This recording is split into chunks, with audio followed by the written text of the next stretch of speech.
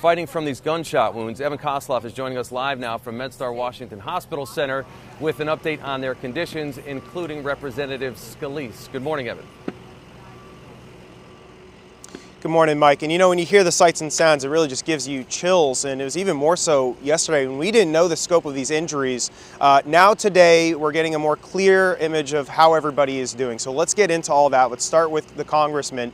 We got an update at 8:15 from MedStar. And the very latest, they say that he did take a single rifle shot over to that left hip.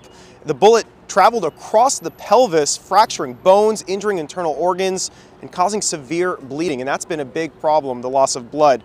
He was brought over here to MedStar, had immediate surgery, and he received multiple units of blood transfusions, which is what I was just talking about there. As of now, his condition is critical, and he will require additional operations. Now, I want to move on and talk about some of the other victims of that shooting. First up, Zach Barth, who is that legislative aide for Representative Roger Williams. So he was released from the hospital, which is very good news. We're happy to report that. Matt Micah is that lobbyist from Tyson Chicken. He was shot in the chest, and so he actually remains in critical condition over at GW Hospital. So we're definitely worried about his condition.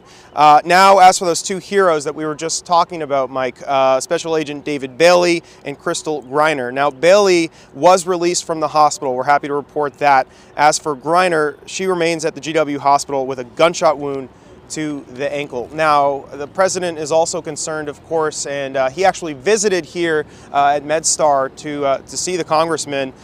He said in a tweet here, he just left the hospital and Scalise is in, quote, very tough shape, but he is a real fighter.